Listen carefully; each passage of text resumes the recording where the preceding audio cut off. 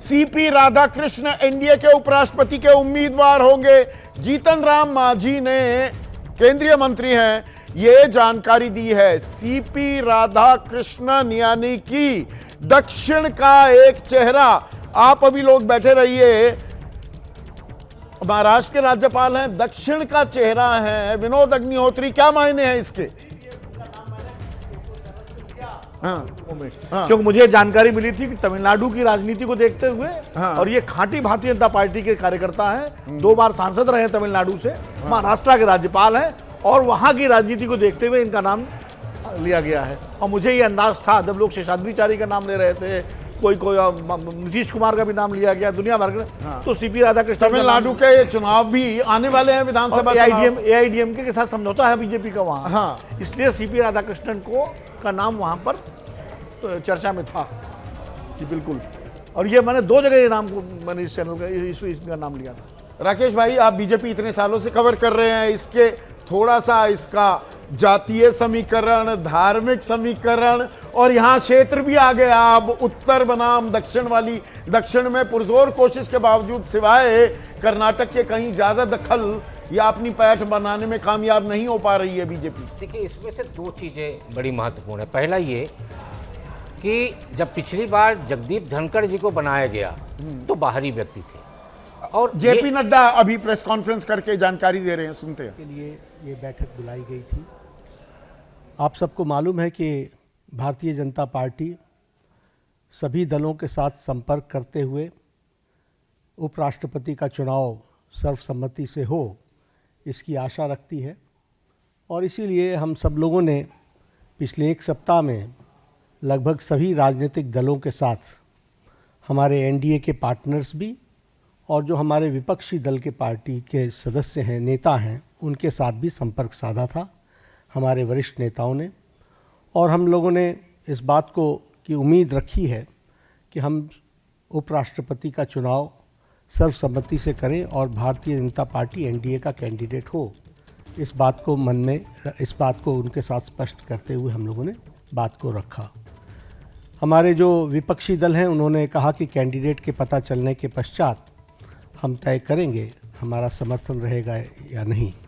हमारे एनडीए के साथियों के साथ भी चर्चा गहन रूप से हुई, और गहन रूप से चर्चा होने के बाद आज हम यहाँ पर आपको खुशी से ये बताना चाहते हैं और ये खुशखबरी देना चाहते हैं कि संसदीय बोर्ड की बैठक में, जिसका नेतृत्व हमारे प्रधानमंत्री नरेंद्र मोदी जी की उपस्थिति में हुआ, उनके नेतृत्व में ये बैठक हुई, सभी पहलुओं पर चर्चा हुई और नामों पर विस्तृत रूप से जो पार्टी में एक्सरसाइज हुई थी, उन सारे एक्सरसाइज के बारे में डेलिब्रेशन हुआ, सभी के साथ चर्चा हुई, सुझाव मांगे गए, और उसके बाद फिर ये तय हुआ कि हमारे उपराष्ट्रपति के प्रत्याशी के रूप में हमारे महाराष्ट्र के राज्यपाल श्री सीपी राधाकृष्णन जी, चंद्रपुरम पुन्नासामी राधाकृष्णन जी, उनको हम एनडीए का प्रत्याशी बनाएंगे और वो एनडीए के प्रत्याशी के रूप में रहेंगे। सीपी राधाकृष्णन जी, जिन्हें हम चंद्रपुरम पन्नुसामी राधाकृष्णन के रूप से जानते हैं, आपका जन्म अक्टूबर 20 1957 त्रिपुर में, तमिलनाडु में हुआ, तिरुपुर में। और इन्होंने bachelors degree in business administration, उसमें इन्होंने पढ़ाई की, और एक सफल इनका 40 साल का पब्लिक लाइफ का करियर है। आप वर्तमान में महाराष्ट्र के गवर्नर हैं। इससे पहले आप झारखंड के गवर्नर रहे, राज्यपाल रहे, और साथ में आपके पास राष्ट्रपति महोदया के माध्यम से तेलंगाना का और हमारे पुडुचेरी की लेफ्टिनेंट गवर्नर और तेलंगाना के गवर्नर के रूप में भी आपके पास चार्ज रहा, और वर्तमान में आप महाराष्ट्र के गवर्नर के रूप में काम कर रहे हैं। जैसा मैंने बताया कि आपका राजनीतिक जीवन 40 साल का है, और विभिन्न जिम्मेवारियों को आपने निभाया है।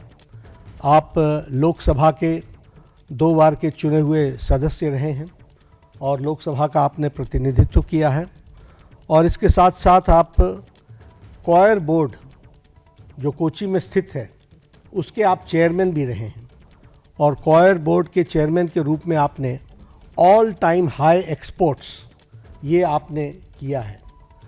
झारखंड के गवर्नर के रूप में आपने प्राय सभी ज़िलों का भ्रमण किया और वहाँ डिटेल में जाकर जो हमारी सोशल इंडिकेटर्स हैं उसके बारे में उन्होंने बैठक भी ली और उसमें बहुत रुचि दिखाई है।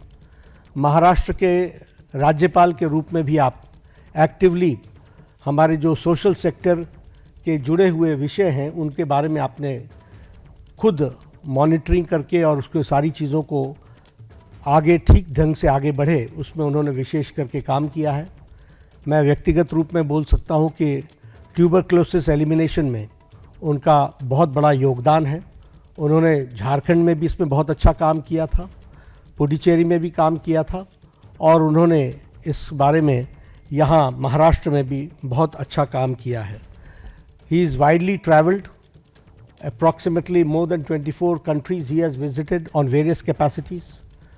तो इसलिए और तमिलनाडु में all across party line Krishnan जो इस वक्त महाराष्ट्र के राज्यपाल हैं, उन्हें एनडीए ने उपराष्ट्रपति पद के लिए अपने उम्मीदवार के तौर पर नाम की घोषणा कर दी है। जेपी नड्डा बीजेपी के राष्ट्रीय अध्यक्ष ये जानकारी देते हुए, और अब गेंद जो है वो इंडिया खेमे यानी कि विपक्षी खेमे के पाले में डाल दी है कि सर्वसम्मति से नाम हो जाए।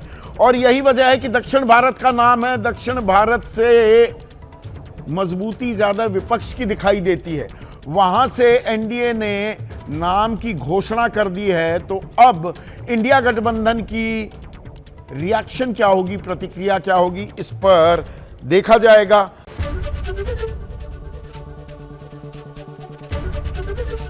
एबीपी गंगा, खबर आपकी, जुबान आपकी।